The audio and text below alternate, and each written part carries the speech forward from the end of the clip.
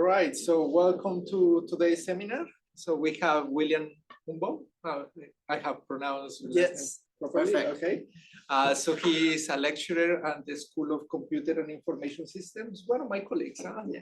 CIA is very big. At the University of Melbourne, and before that he was at Sydney. Is that correct? And then before that he was at Eindhoven, postdoc, and he completed his PhD at Wisconsin. So quite a journeyman, I would say. Yes. He's gonna tell us a bit about this joint replenishment problem. So I have no idea what is that. Glad to learn. And up to you, William. All right. Hi everyone. So thanks for having me here. So I'm new to Melbourne. I just joined Melbourne back in April, and also just recently joined Optima as an associate investigator. So in this talk, I'm just going to give like some overview of my research, and also one of the research directions that I've been working on in the last 3 or 4 years. Basically, my background is in theoretical computer science, and I work in the intersection of theoretical computer science and optimization. So in particular, I like working on approximation algorithms for optimization problems. And within approximation algorithms, I work a lot with online algorithms. Right? So you might ask, okay, what kind of optimization problems am I interested in? So the kinds of problems I like to work on usually involve graphs, so network design, resource allocation. I also really like to work on problems involving submodular objective functions. I've done some work involving beyond worst case analysis, so looking at problems where the input comes from some distribution. All right. So at a high level, this is the kind of stuff I like to work on. And in the remainder of this talk, I'm going to talk about one specific research direction I've been working on. All right, so this is the joint replenishment problem. So does anyone here actually work on this problem? Okay, that's great, because I'm using terminology that's like, in the online algorithms literature, it's quite different from what people in operations research actually use, so that's perfect. Okay, so in the joint replenishment problem, it models economies of scale in supply chain management. And basically the setup is the following. You have n different item types, all right? And you have a fixed, like a global fixed cost K. And for each item, you also have a fixed cost. So for now, let's just think of the item fixed cost as just 1. And then you have a set of requests, right? So a request has an associated item type, and it also has a release time and a deadline, right? So you can think of a request as an interval, right? So in this example here, we have this. These two are requests on item 1. This is a request on item 2, and this is a request on item 3, right? The requests on the same item, they can overlap. This is just for simplicity of the drawing. Now, to satisfy a request, you need to transmit its item type sometime in its interval. Right? So the algorithm can transmit a set of items at any point in time, right? The cost of transmitting a set of items is given by this cost function, okay, which is you pay the fixed cost K, and you pay 1 for each item that you're transmitting, right? So let's just look at this example. So suppose the algorithm at this point in time transmits all 3 items. So then this transmission will satisfy this request, and this request, right? And then at this time over here, we transmit item type 1, and that satisfies the last request over here. Right? Something confuses me. Yeah. So the release time and the deadline, okay, so I'm assuming that during these periods, I actually have the possibility to send the elements. Outside these periods, I cannot transmit an element. Is that correct? It's like these are the periods where all these items are available. Yes, Okay. yeah. Okay. So there's no point in transmitting an item type 1, for example, at this time. Right? Like that wouldn't make sense. Okay. I mean, you can, but it's not optimal for sure. Mm-hmm. Okay, and the cost, okay, of this solution, the first transmission cost k plus 3, because we're transmitting 3 things, and the other transmission cost k plus 1 because we're transmitting just 1. The other thing to note is that the item costs, these are also fixed costs in the sense that you can serve any number of requests on that item. So for example, if I add another request on item type 1 over here, right, this solution will also be feasible because this transmission here will also satisfy that request on item. Getting back to Andres' question, I mean, you said you can release early, but it's not optimal. But what you're optimizing doesn't refer to time windows or penalties for releasing early or late. So I think, do you mean it's not a feasible solution to release outside the time window? I mean, so maybe I misunderstood, but what I thought Andre was saying is that if we make a transmission at this time, say on item type 1, which is outside of any of the windows, then we can remove this transmission and it will not hurt the feasibility of the solution. That's what I mean by it's not optimal. Does that make sense? You're not serving it. It's not serving any request. So not a valid solution. Yeah. So we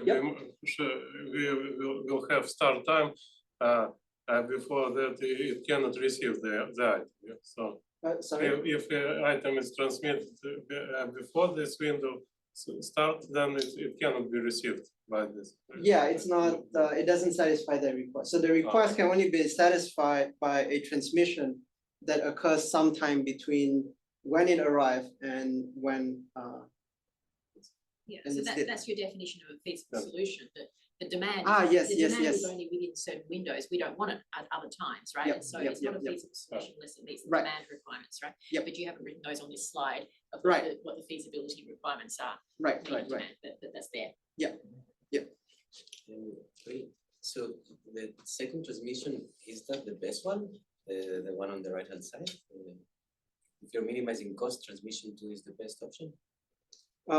Is having 2 transmissions. Is this solution optimal? Depends on K.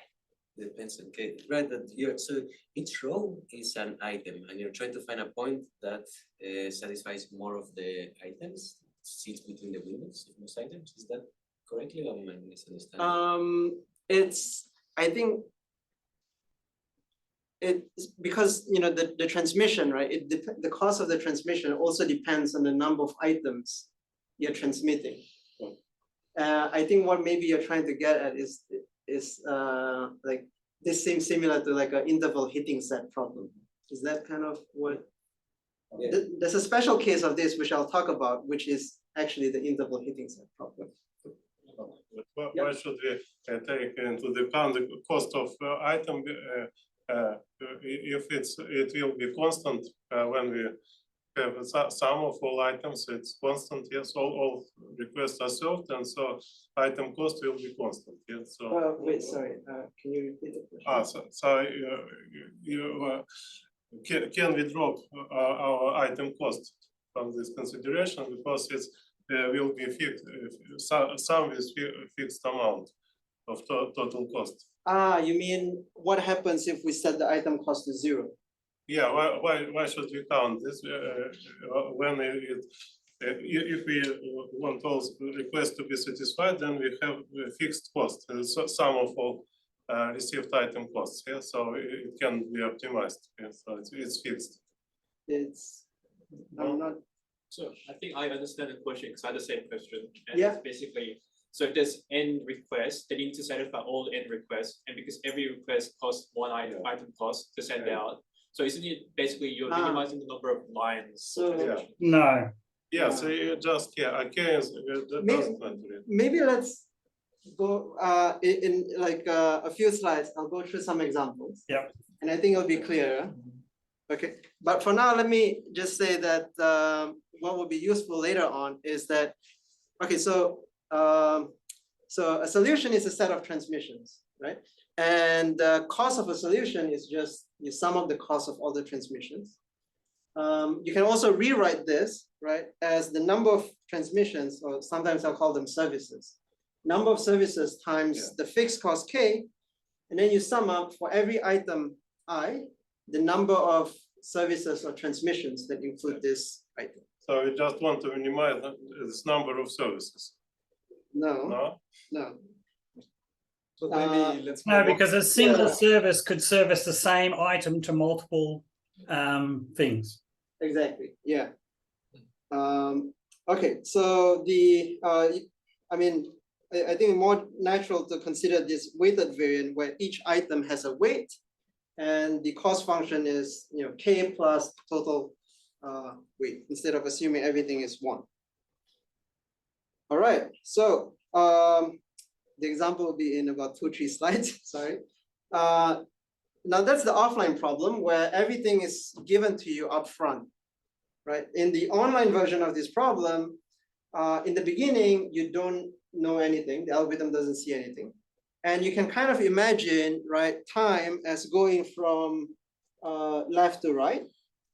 And once the time hits the release time of a request, that's when the algorithm sees that request, and it also sees its deadline, right?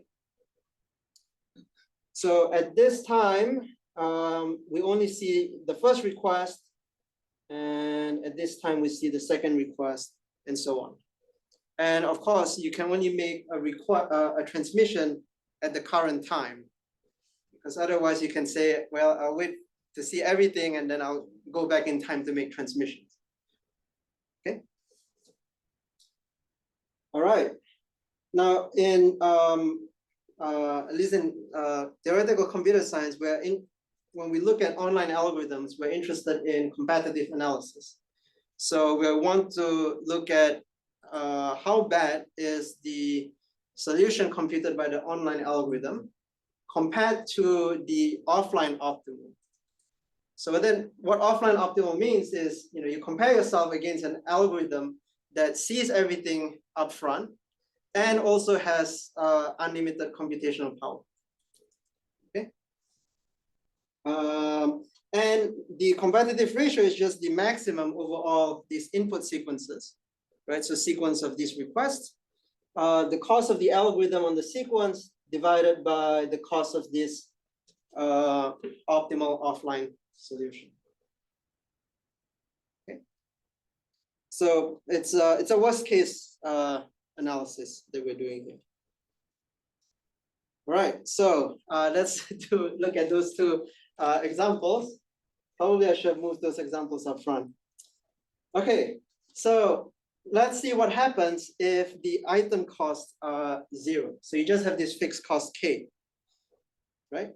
So now the problem becomes, because when you make one transmission, it costs K and you can satisfy as many requests as you want, right? So this is just the minimum interval heating set problem.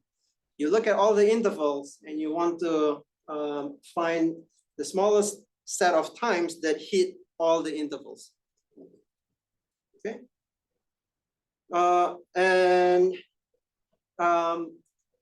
What's interesting is that this, the optimal offline algorithm can also be implemented online, because an optimal offline algorithm for this problem is you wait until the first deadline, right? And then that's your first transmission, and then you wait for this next deadline, that's your next transmission, and so on. Right, so for this case, you get one competitive online. All right, what's going to be useful here is that the dual of this problem is maximum disjoint intervals. So in this case, we can see that there are two disjoint intervals. So that we know that two transmissions is going to be optimal. Right? Okay, let's look at the other extreme, fixed cost of 0, and now we just have the item cost. Right, so this solution here, right, the first transmission is going to cost 3, and the second one costs 2, because now it's just the number of item types that we're transmitting. Now this is not optimal, so I didn't write down the optimal solution, but the optimal solution would be to remove this transmission over here, and wait a minute. Is it first only item 1 and then all of them? All of the remaining 1, 2, 2, 7, 3? Ah, yes, you're right. Yeah. So, yeah, sorry. So remove that and move this over here, right? And then this one would be 1 and it's just 1. Wait, 1 and 2, sorry. And this costs 4 now. Also 3, we have 1, 2, 3. Here. 2 of 2, 1 and 3 of 2. Sorry? Will it be 1, 2 items of 2 and 1 of 3? It includes all of them. Well, so at this time, right, I'm just going to serve the request on items 1 and 3 at a cost of 2. And at this time, I'll serve the request on item 1 and both requests on item 2. Oh, you can I select. think, Eric, you can serve all the requests on the same item with one order, right? Yes, So only Yes. this distinct item cost K, not every item, but a set of similar items cost only once. exactly. So that's what I mean by, the item cost is also some sort of fixed, like a local fixed cost. So on the same, like if the instance was just, 1 and you have all the requests on item 1, then yeah, you can serve this, this just has cost 1, for example. So what about item 3 here? Ah. Is it transmitted? It's transmitted by this one, in this So we transmission. have 2 services here. We have 2 services, yeah. The first one just transmits 1 and 3, and the second one transmits 1 and 2.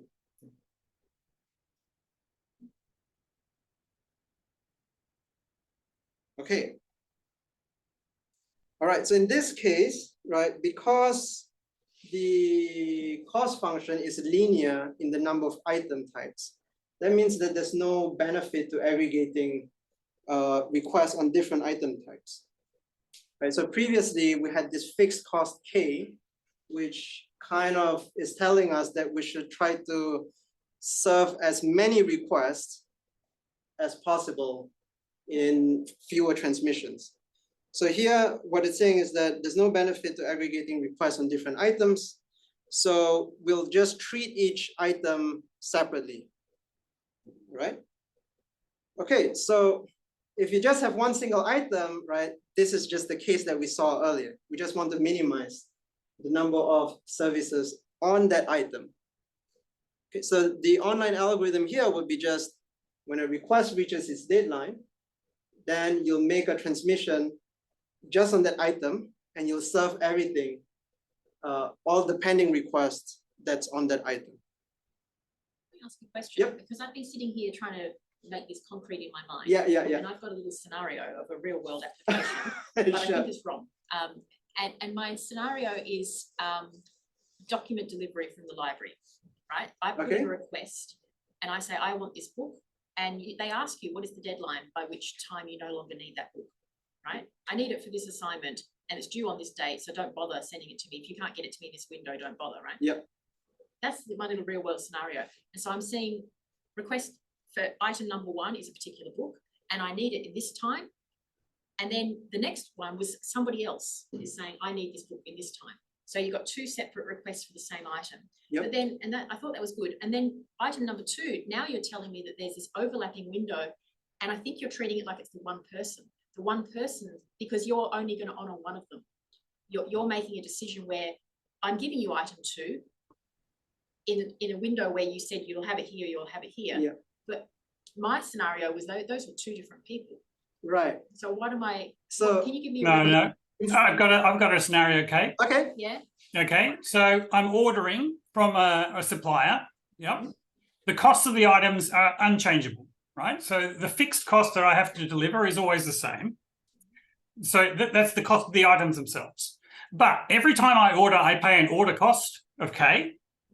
And for every type of item that arrives in the order, I have to pack it away. So I have to have some packing cost. Now, if I order 3 of the same item or 20 of the same item, the handling of packing away those items is the same. That's the fixed cost, right? So then I'm not worried about the actual cost of the items because that's a sunk cost. That's always the same. That's been factored out. So when I make an order and I order items 1, 2, and 3, I'm going to pay 3 different packing costs, even though I'm ordering 2 copies of item 2. And I'm paying 1 service delivery cost to get them to deliver it all, which is the K. Make sense? Yeah, I'm just not sure about this deadline. For in your scenario, Peter, what would be the reason why you're ordering 2 copies of item 2 and you've got 2 different deadlines for when you want it? So let's say I'm producing things which need those items, and those productions can only start at the beginning of a thing and only end at the end. I have to deliver the actual production item, which is using these as inputs. But William's solution is not giving you 2 copies of. No, it is giving me 2 copies. I'm only paying 1 transaction cost because the cost for actually buying the 2 copies is the same whenever I do it. So that's a constant cost that I can factor out. The cost for packing away, putting the things from the truck into my warehouse, it just depends on how many different kinds of items I ordered. Are you I do order 2 of them. 2 right. copies of item 2 here? In your Yeah. So I order 2 copies of item 2, but I only pay 1 fixed cost, which is the packing away cost. Yeah. Exactly. So we can think of it as transmitting 2 copies of item 2, but the cost for doing so is the same as transmitting 1. So we have per item cost is not, always the same, and per wholesale cost per item type is up to we want to find a trade-off between delivery cost and wholesale packaging cost. Yeah. Exactly. So you have to I don't know what's the thing now, but it was K plus A. Actually, let's go back to this thing. Right. So you want to trade off how many services you make, in total. So how many times you pay the fixed cost and how many times you pay the item cost. You have to trade off this. And what at least the easy case to show is that it's easy to do the 2 extremes, but when you combine them, becomes interesting. That's it.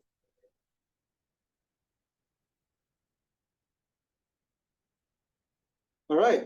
Now, usually in the joint replenishment problem, we don't just have deadlines, but we have also delay.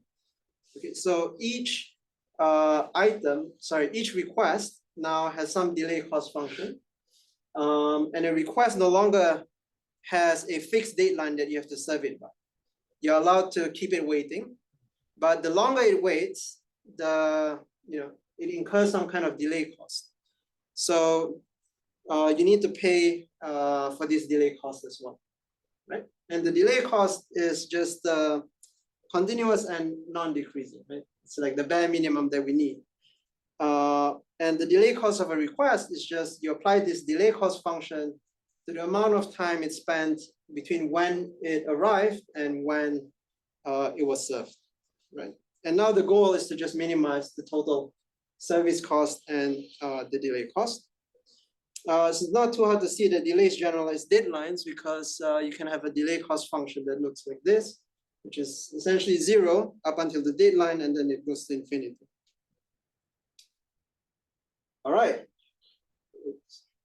So there's a lot of work, as you can imagine, on this problem. So in the offline setting, we know it's NP hard. It's also APX hard, which means that there's some constant for which you can't get an approximation ratio better than that constant unless P equals NP. And we also know a very good constant factor approximations. In the online setting, we also know that there's a tree competitive ratio and there's a lower bound of 2.64. So modulo, finding the right constant, the problem is settled, right? So, okay, where do we go from here, right? There's 2 directions you can look at. So one is to look at more general service cost functions. All right, and these are the problems. So I'll define what these things are. Basically, the idea is that, remember that the joint replenishment problem, right, models economies of scale. And so we can look at different service cost functions that model different kinds of economies of scale. And the second is to look at what happens if we assume that the algorithm doesn't know upfront what the deadline is. So when the request arrives, all that the algorithm knows is the deadline is either now or not now, right? So it's kind of like a cruel taskmaster where, your manager only comes to you and say, well, it's due. This thing you're supposed to work on was due yesterday. Okay, so let's look at the first direction. So I'll introduce a couple of generalizations and we can get kind of the general flavor. So the first one is this problem called multi-level aggregation. So you're given a tree, all right? The nodes have weights and there's a root R. So in this generalization, each item type is now a node, corresponds to a node in the tree. Right? So you have requests coming on to the nodes, right? Now the cost of transmitting a set of items or a set of nodes, it's gonna be the weight of the subtree that connects those nodes to the root. Okay? So if I want to transmit items corresponding to nodes 1 and 3, right, I will have to pay for the cost of this subtree that's been highlighted. All right. So this generalizes JRP because if the tree has depth 1, right, then the cost of the root is K, and the leaves correspond to the items and have whatever their corresponding cost is. All right. You can also generalize this further, where instead of a tree, you have a graph, and item types correspond to some sort of a connectivity constraint. And the cost of satisfying, cost of transmitting a set of items will correspond to the minimum cost subgraph that satisfies these constraints. And we don't have to get into this, but basically you can see the pattern where you can kind of generalize this to problems where you have some sort of covering constraint, and the items correspond to covering constraints. And the cost of transmitting a set of items will be the minimum cost of satisfying those covering constraints. Right? So you can look at the set cover version of this or the facility location version. But basically the pattern is that is the following. So we have some set X of item types, and we have this service cost function F. which tells us what's the cost of transmitting this subset of items. And the only thing in general that we require of this cost function is that it's monotone non-decreasing and it's sub-additive, all right? So transmitting items together, like A and B together, is no worse than transmitting them separately. So this is captures economies of scale, right? And so the question here is, okay, first of all, for general sub-additive functions, what's the competitive ratio that you can get? And can we do better for like interesting special cases of sub-additive functions? So the landscape is as follows. So for joint replenishment, we have constant. For multi-level aggregation, we get, we know of log n, and we can do something that's a function of the depth as well of the tree. And if you look at the general sub-additive function, we can get log n, where n is the number of item types again.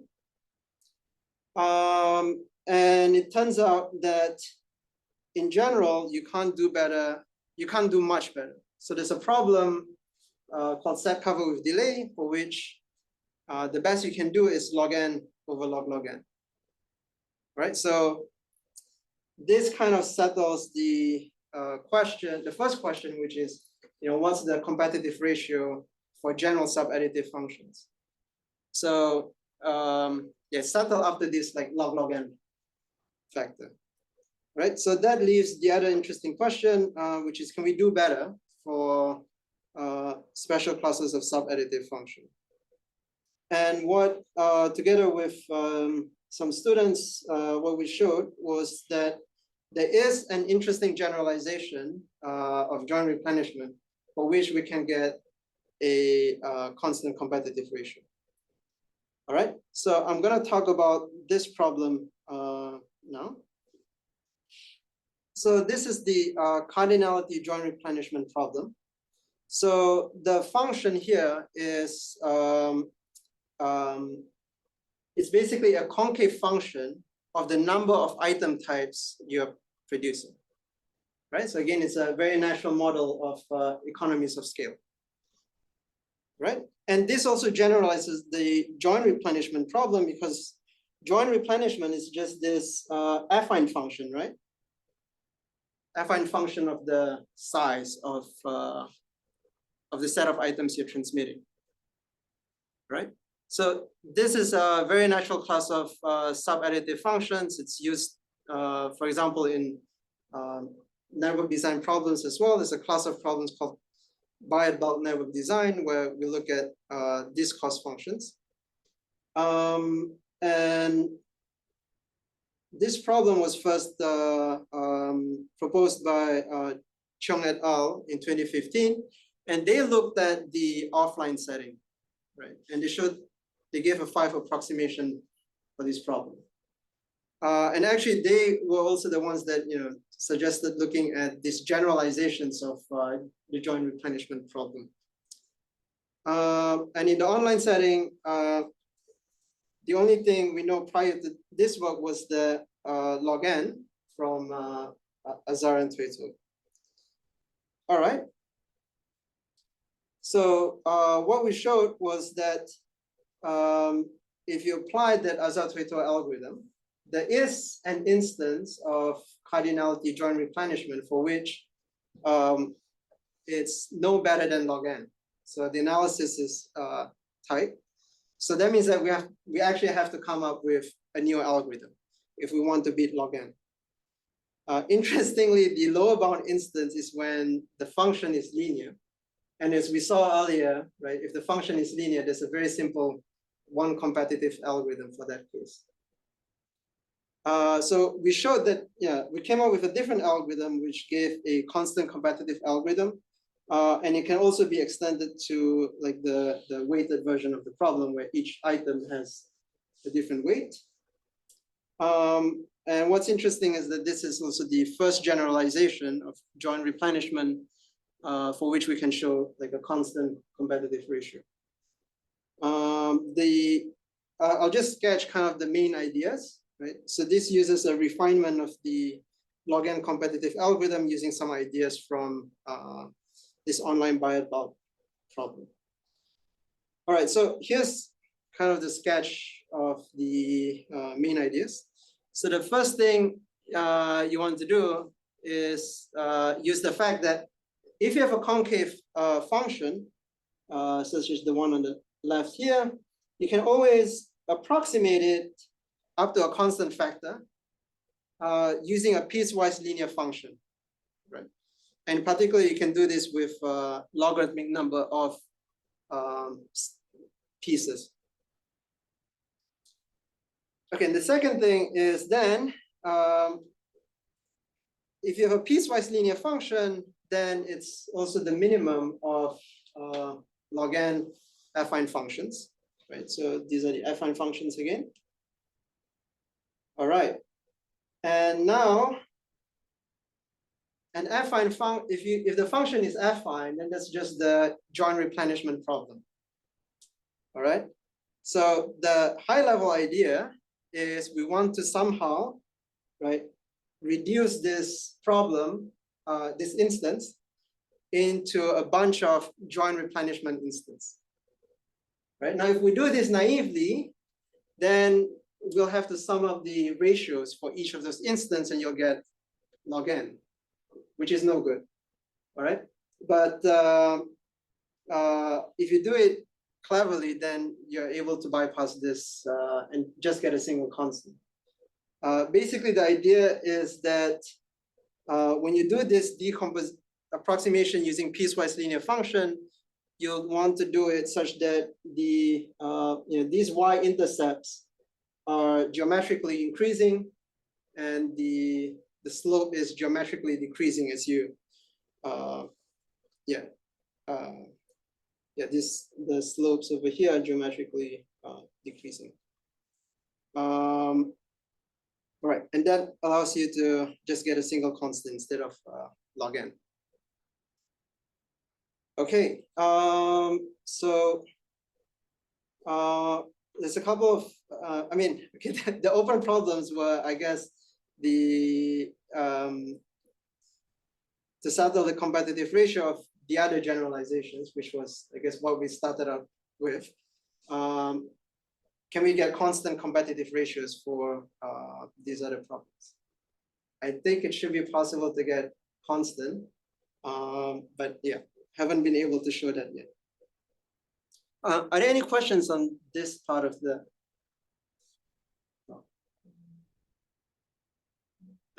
I have to go, but thank you. All right.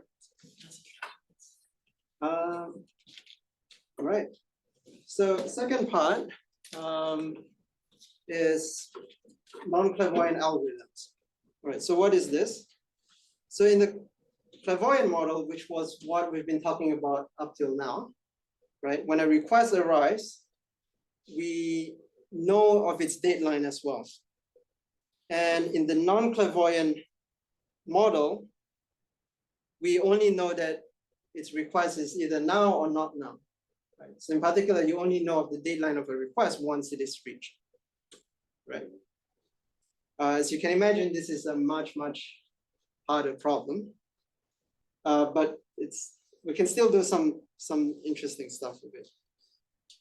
Does it have any sort of a practical situation where this happens? It sounds a little bit.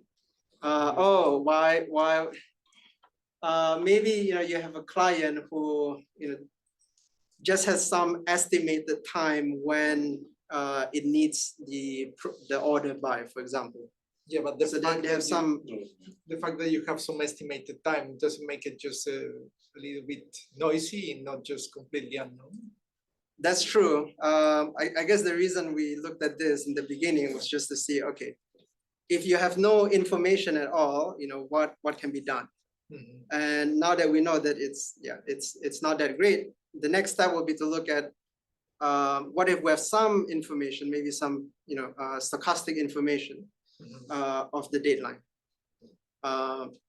So that's, I guess, the next step. So just to rephrase that, you are looking at this because it's the worst case scenario. It's the terrible, like you don't want Yeah, I mean, I guess, that's like a common approach in theoretical computer science. You try to see what's the most general thing you can say, and usually you can't. So then, that kind of hones you towards where, what kind of additional assumptions you should add on to the problem. So is there a setting where there's privacy constraints, for example, or that you cannot transmit the deadline, and that's something that you can only observe, but you cannot give it beforehand?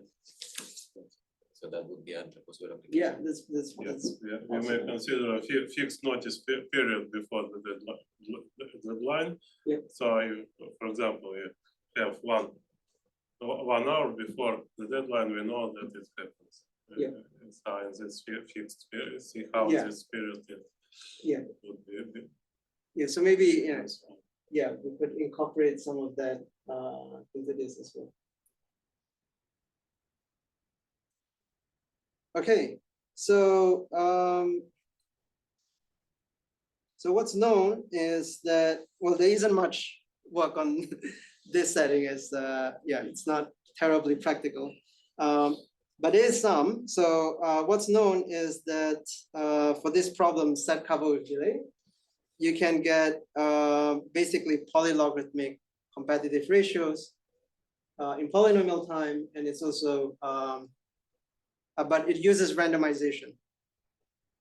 And for the joint replenishment problem, the only thing we know is that there is a root and lower bound, but only against deterministic algorithms, right?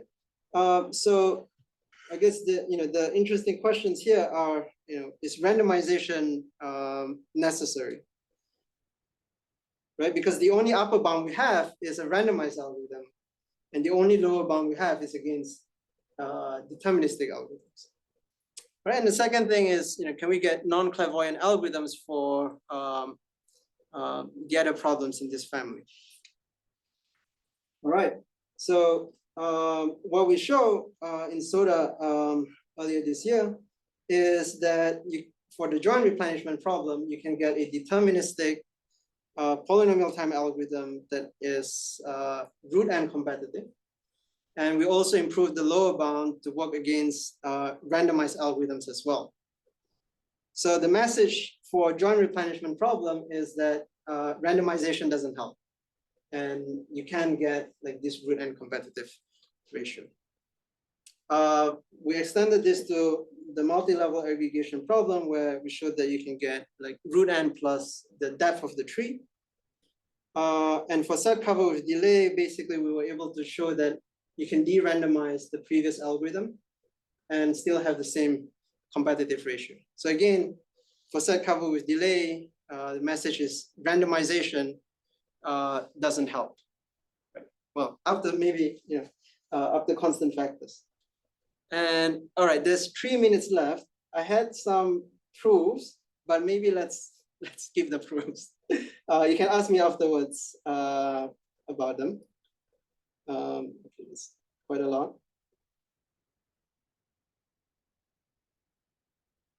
But basically the idea, if you want to look, high level idea for the algorithm, right, is basically to just look at this lower bound on the optimal solution based on disjoint request. Like the number of, so again, the cost of a solution, right, is the number of transmissions times the fixed cost K, and you sum up over all item types, the weight of the item plus the number of times you transmit that item, right? So, a lower bound on the number of transmissions is just, it must be at least the number of disjoint requests. And a lower bound on the number, and similarly, right, the number of transmissions on item I you need to make must be at least the number of disjoint requests on item I. And so that's the lower bound we use to prove this bound of square root n, right? And yeah, sorry, I didn't have time to talk about the algorithm itself, but you can ask me afterwards, I guess. All right, so we showed root n competitive for joint replenishment and root n plus depth for multi-level aggregation. So some open problems are, well, for multi-level aggregation, can we close the gap and get root n? And for general sub-additive functions, earlier this year, Toito showed that you can get square root n log n. So it's tied up to the square root log n factor. But yeah, so again, it will be interesting to kind of close this gap. It will also be interesting to hear maybe from you guys if there are other like interesting functions to look at. Like actually one interesting class of functions would be submodular functions. But multi-level aggregation is a special case of submodular. So I guess before we tackle submodular, we need to understand this multi-level thing first. All right, so that's kind of the summary of what I've been working on joint replenishment problem, right? So looking at general cost functions and non-clairvoyant algorithms. Now, so that's just one of the things that I'm interested in.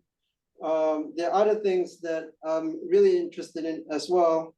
So I've mostly been working on theoretical problems. And while I guess a year ago, I was very fortunate to collaborate with someone from civil engineering at Sydney on a ride-sharing problem. And this was quite fascinating because after looking at the problem for a while, I realized that if you view it's actually a submodular optimization. So if you reformulate the problem, it becomes actually a submodular optimization problem. And we know a very good, like greedy algorithms for submodular optimization with good like approximation ratios. And my colleague's PhD student implemented this greedy algorithm, and it turns out that it beats all the heuristics that they were trying previously. So this was like a very rare case where you have an algorithm that's good in theory and also good in practice. Where by practice here, I guess we mean like benchmarks. Yeah, so that was pretty cool. So I would love to work on applying theory to other like practical problems as well. Another thing is learning augmented algorithms. So these are, so in the real world, like what a lot of people do to tackle uncertainty about the future is you apply some sort of machine learning about the past to kind of have some predictions about the future. Right? But the predictions are not always accurate. So what we'd like to have here is an algorithm that, given some advice about the future, if the advice is accurate, we want it to outperform a traditional online algorithm that has no access to advice. But if the advice is bad, we don't want it to perform much worse than a traditional online algorithm. Right? So we want to kind of get the best of both worlds, where, again, if the advice is good, we want it to perform close to maybe even the offline optimal. And if the advice is bad, then we don't want it to do something completely stupid, right? Yeah, that's something that I haven't worked on, but I will be really interested to collaborate on. All right, so that's all I have for you today. So thank you for your attention.